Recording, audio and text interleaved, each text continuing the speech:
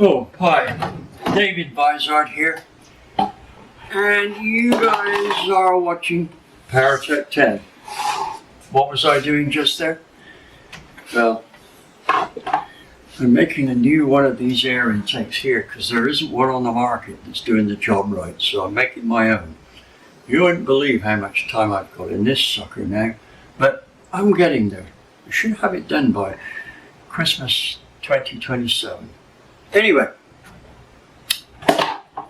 this is episode 188, and what I'm going to talk about here is ways and means of going faster without touching your engine, brakes, or suspension.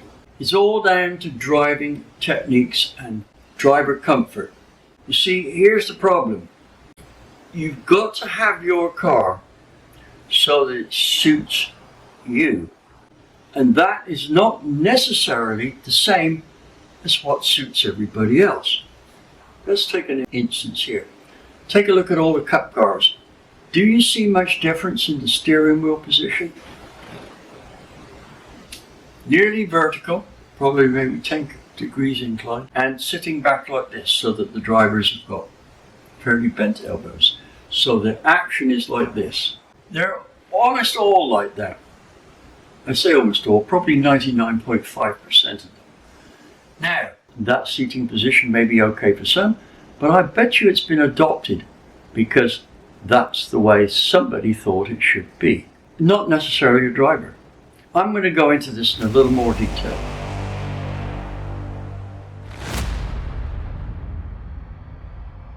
Let me take you back to the years where I was racing a Mini. That's a long time back now. When Minis came out, they had a fairly big steering wheel, which was at an angle and could be moved up and down like this, with a kit, aftermarket kit, right? And it was the done thing by the time the early 60s came around to have a small steering wheel, like a 12-inch one, as per a Formula One car, set low down, and the seat set low, so you sat like a Formula One car, like this. And that was one of the first mods that would-be racers or wannabe racers adopted, because it looked like they had a racing stance or seating position. Well, now here's the problem. That may have been okay for some in terms of steering wheel. If they had plenty of upper body strength, then that wasn't a problem, right? Now, as it happened, the Mini had very light steering, so it may have been a slight disadvantage even for somebody that didn't have a lot of ability to turn the wheel. But when you actually got to racing, things changed drastically. Minis would corner hard enough to be able to burn rubber on the inside wheel with almost no horsepower. I mean, 35 horsepower at the wheels. They could go around a corner sharp enough to make that car transfer enough weight, not roll, but transfer enough weight for that inside wheel to spin. Not good. Doesn't get you around the corner as fast. Now, if you put a limited slip diff in, they're the first ones to be, how shall I say, used, not popularly used. I mean, I had one, was the ZF diff, or as we used to call them in England, the ZF diff. Now it's a gear type interlocking one, so it's either locked like a Detroit locker or not. And the problem with that with a Mini is you could go around a corner fast, really fast, and they cornered like a son of a bitch. And you could have the front wheel on some corners lock, unlock, lock, unlock, and you'd be doing this with the steering wheel. I mean, really going backwards and forwards. A little wheel like this, you couldn't react fast enough. I remember passing one guy, one friend of mine. He was racing an 850 Mini, and we were going around this one corner where he was flat out, right? He could have cornered faster if he'd have had another 20 horsepower, but he was flat out. So I went by him. I was flat out. I was at the maximum cornering speed that I could muster. My car was dancing over the road 2 to 3 feet either side like this, and I was doing this. After the race, he said he could have put a tack on the steering wheel and I'd probably been doing a couple of thousand RPMs back and forth, right? Joking, of course, but it makes my point here. That diff was a monster to drive. Well, anyway, a ZF diff was not the way to go, but a Salisbury diff, which is a friction clutch type diff, you could adjust it so that it either lock up at low speed differential, that's when it was tight, or it would lock up at higher speed differential and more gently. Well, I had a drive in one of the leading Mini drivers, Richard Longman. The guy was either blessed by God or sold his soul to Satan. I don't know which, I think it was the first. But this guy, he regularly beat Can-Am cars with a 1300 Mini. And I'm not talking about tracks which are all corners. I'm talking about tracks which have a moderate amount of corners, say a typical amount, and a typical amount of straights, you know, as long as maybe 700 yards, right? That's a pretty long straight. And think about this.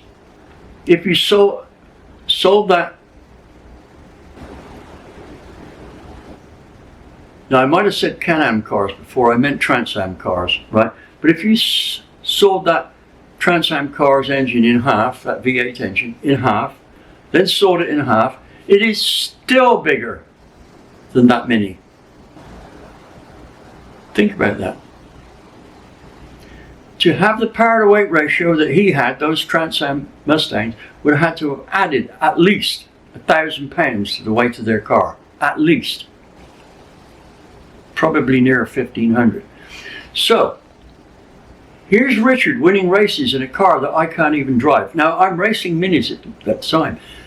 I couldn't even do a turn in a typical car park like this. I had to do a multi-point turn because I could only turn the steering wheel about this far. Now that's the other extreme. On mine, I could turn it, sure it was heavier than the stock car, right round full lock and then round full lock the other way. Now, how well did this work? Well, I'll give you a point. On Prescott, which is all turns all the way up, Prescott Hill Climb, it's just one run for about 1,000 yards up this twisting road going up. I beat all the Formula One cars. Now think about this. The next Formula One car had 450 horsepower more than I did. And it weighed only about 300 pounds more. So my Mini had 130 horsepower and I had to run against a 3.5 DFV, which was making in excess of 550 horsepower. Why did I beat them? Because I had total control of the car. Because the car had excellent handling. I could drive the car and come out of a corner and go halfway up a bank without even getting close to losing control of it. It handled all the way up that bank, which means that all those Formula One cars had to go around a flat track. I, on the very tightest bend, actually had a steep banking, probably 35 degrees, which I could go up. I'll tell you, I must have gone around that bend at double the speed of a Formula One car. Now, if they tried going up that bank, there'd be a lot of broken suspension everywhere. And that wasn't the only corner, right? None of their aerodynamics had much to do with anything on the speeds that we got to the slowest part of the track. For instance, braking into one hairpin bend, you had to brake from about 50 miles an hour down to, well, for a Formula One car, about 15. I bet you I didn't. I braked from about 49 miles an hour down to 25. So I was appreciably faster through that bend. Anyway, I beat the Formula One car by 0.01 of a second. Now, did I do that from engine power? No. Did I do that from braking? No. It was from handling and being able to handle the car. This gets down to seats and the position of the steering wheel and the diameter of the steering wheel, both in terms of its diameter this way and the grip diameter.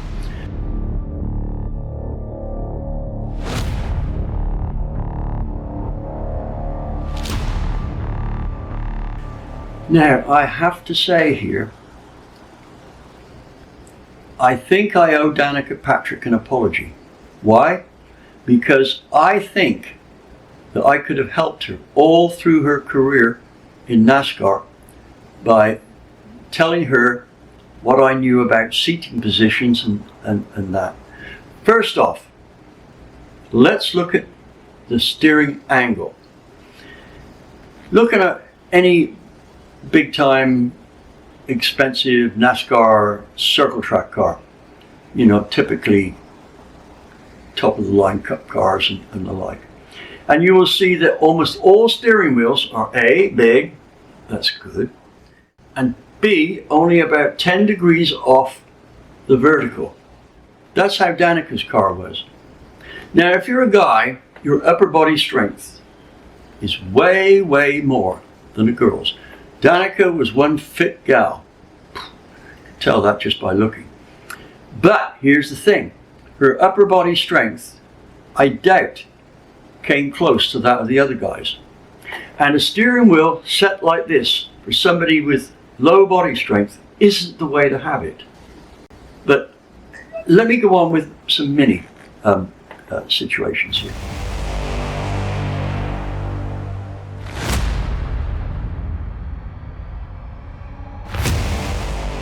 Let's talk about physical strength needed for driving a race car. Here, I'd like to talk about a friend of mine, John Francis, from many, many years ago, who was a pretty well-known and pretty good mini driver, figured well in championships. And he's a regular built guy, maybe half an inch taller than me, so, and maybe about 170 pounds, so nothing special physically, but in good shape. There's many a meeting where he came back with the gear stick on his Mini Cooper S bent. Now this is a half-inch thick piece, maybe a bit bigger, half-inch thick at the base and 17/16 thick at the top and about this long. Now, give that to somebody that's twice his strength. They're not going to bend it. Yet John regularly bent his gear shift in competition. Why? Because he pumped adrenaline like you would not believe. He'd have to do that. He was exhibiting something like 400, think about this, 400% more muscle power, literally just tenths of a second. He could have broken bones at that. That adrenaline is all based on a desire to win. Well, unfortunately, I don't pump adrenaline. Right, now you think, well, how do I know that? Well, it's quite simple. Whilst I was driving my Cosworth Escort in the triplex sedan championship back in '89, I was also testing body physics equipment. I had a deal which measured my blood pressure, and it didn't measure it in mercury like normal. It measured in grams per square millimeter, I think it was. Could have been centered.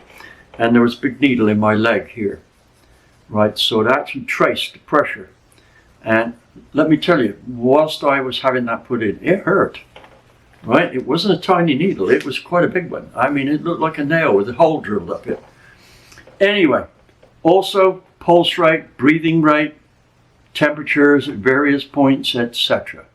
As well as all the car stuff this was. Anyway, I had some dude, a rally driver, who thought he was going to show me how to brake and go through a corner. And he came into the corner too fast, hit the back of my car. I'd already just overtaken him. Hit the back of my car and caused me to hit a steel barrier backed up with dirt. Barrier didn't move. Here's the barrier here, here's dirt. So it went thud. Well, the engine ended up in the cab, but more to the point, since it was a pretty severe crash, and it did daze me, it turned out I had a 44G stop.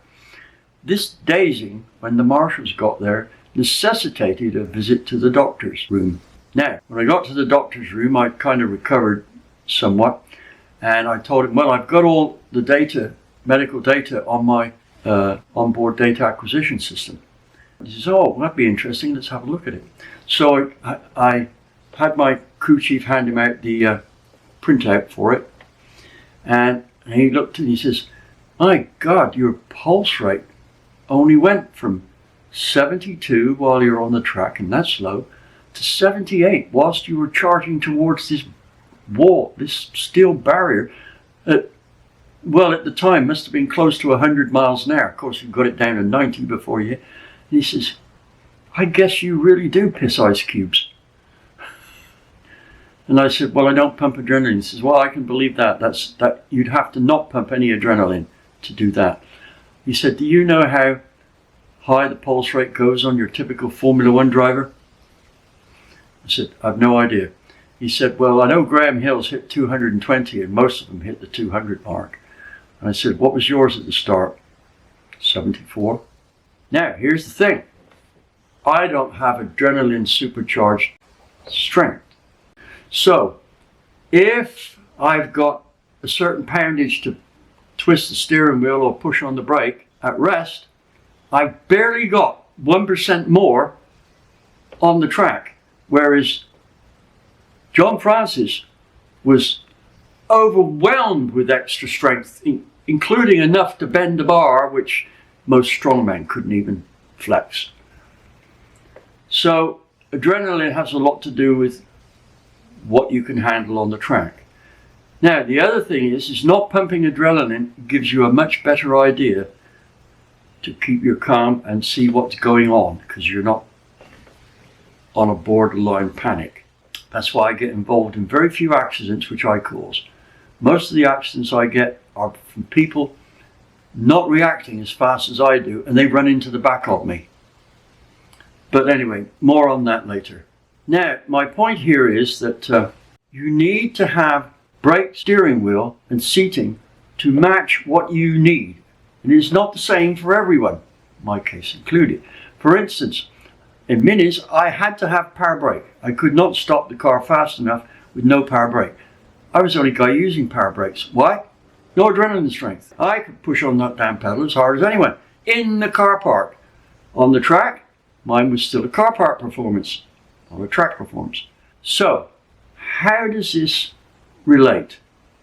Well, first off, it's given me cause to think I should apologize to Danica Patrick.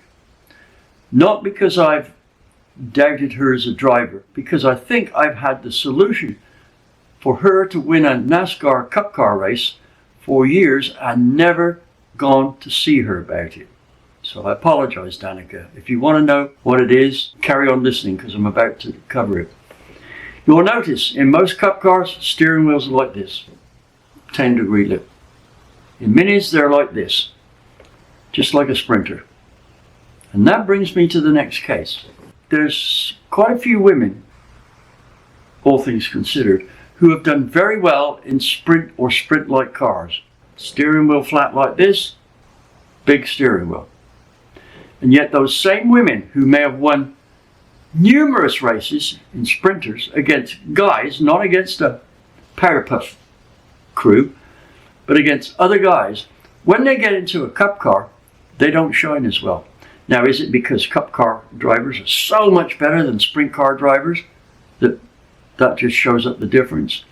Hell no! Some of those Cup car drivers go into the sprint car races and they don't do any better than you might expect a lot of the sprinters to do.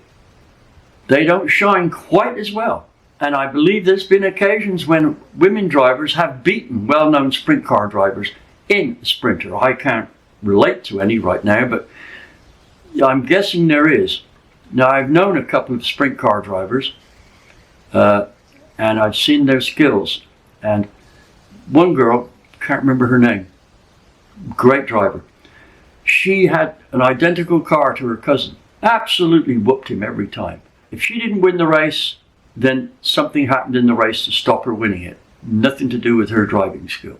Now, let's get on and see what we need here. First off, let's talk about the seat. Let's go back, have a look at the seat in my Mustang. Well, here's the seat.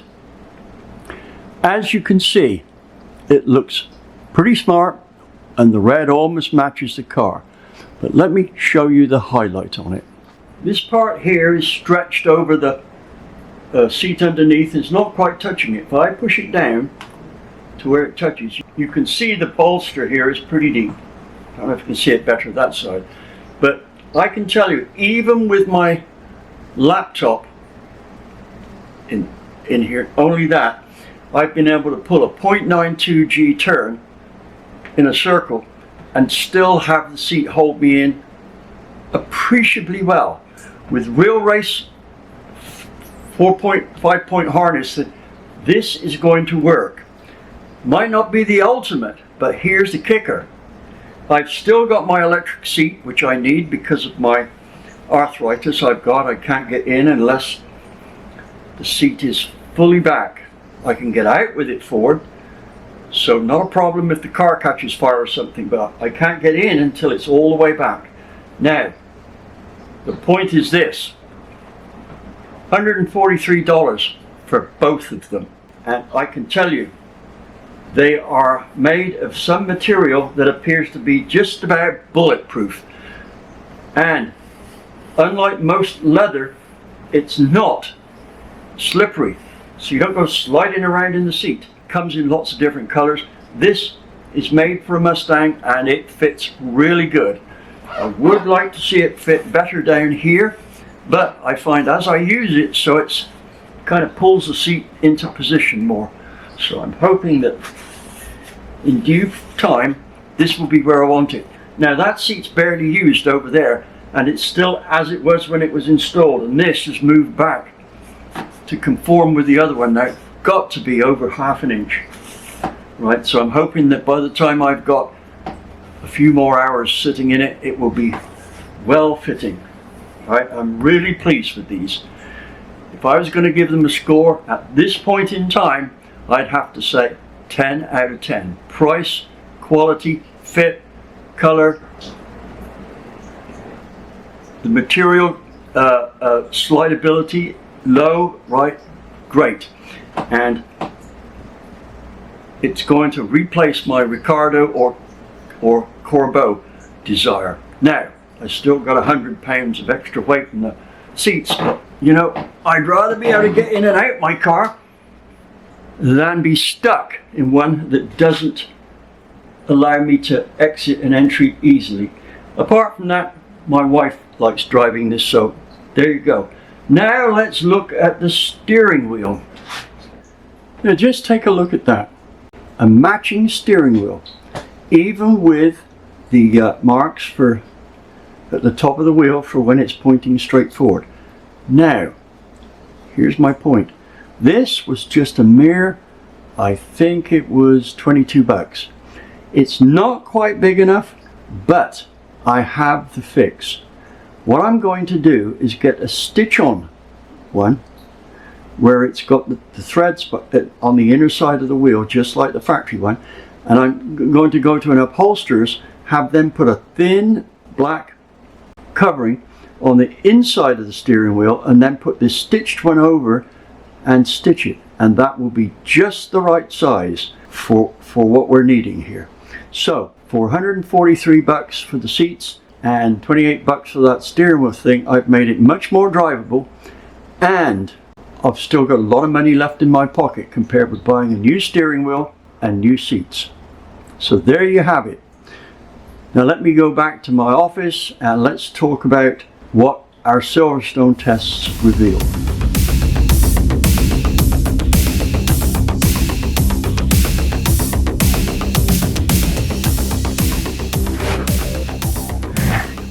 Okay, where was I? Silverstone.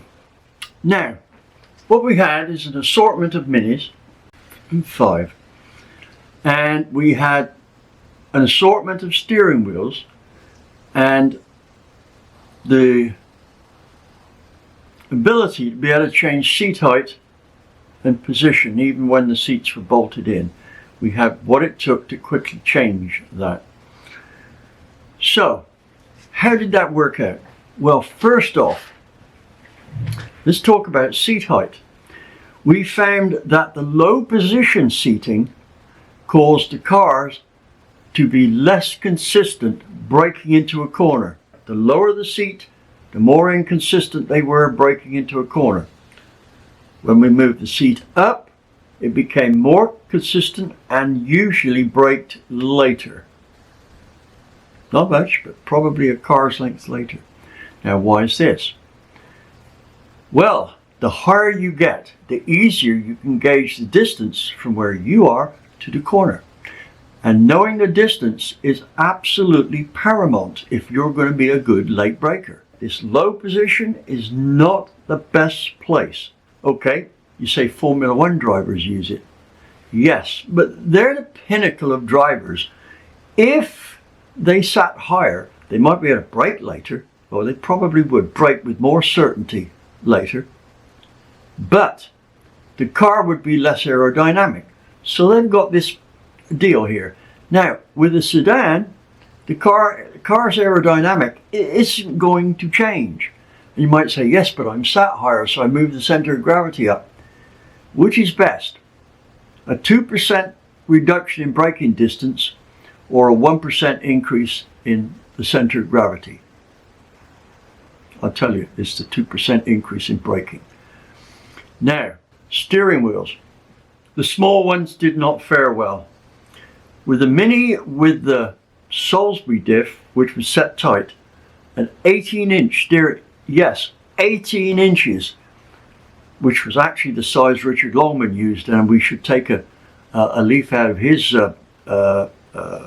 diary here, because he was probably the uncrowned king of mini racers. No, I think he was the uncrowned king of mini racers. So, that's the deal. If we're going to look at steering wheels, bigger diameter is usually better than too small. So don't go for the smallest one possible. Go for the biggest one that you can accommodate comfortably.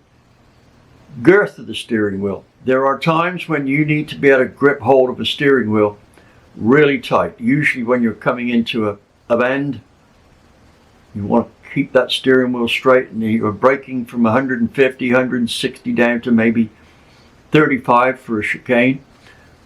Big one, so you can get a real grip of it. Now, here's something that most people don't realize. If you have too small a grip, you can over stress your muscles.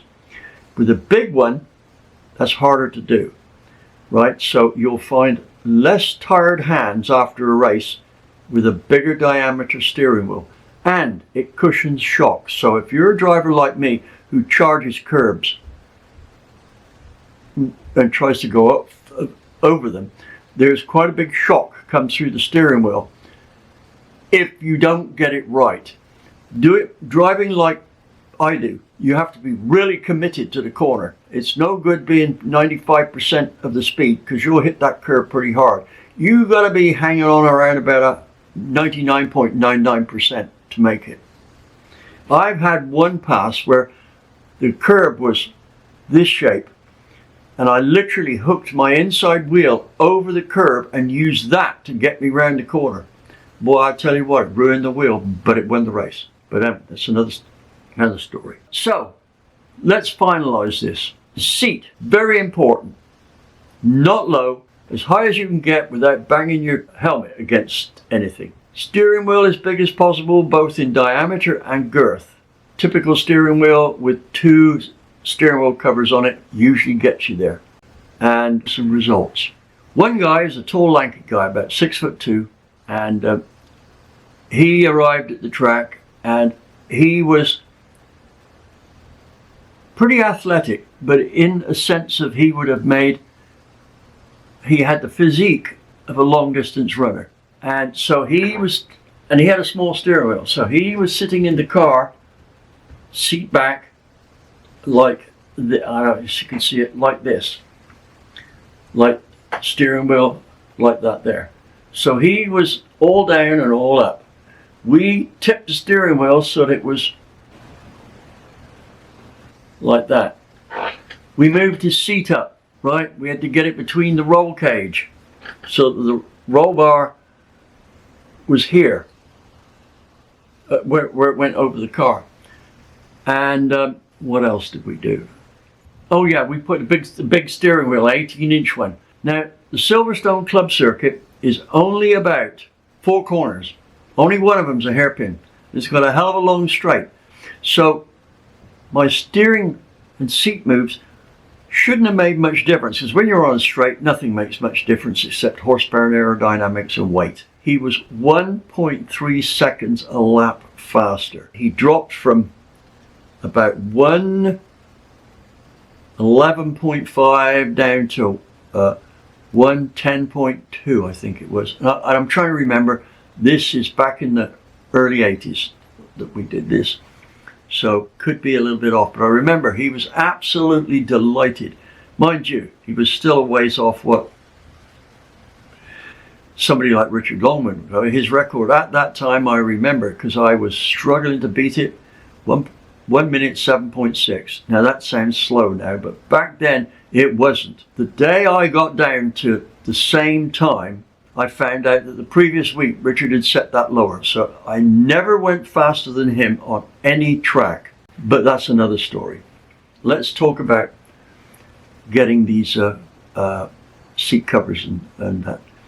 If you go onto Google and Google seat covers, you will find more seat covers than you could throw a brick at. So what you need to look for is ones with big bolstering on the side, specifically for your car. You should be able to find the ones I had. They were fairly prominent. Might take you half an hour to look through, but that's a good place to start.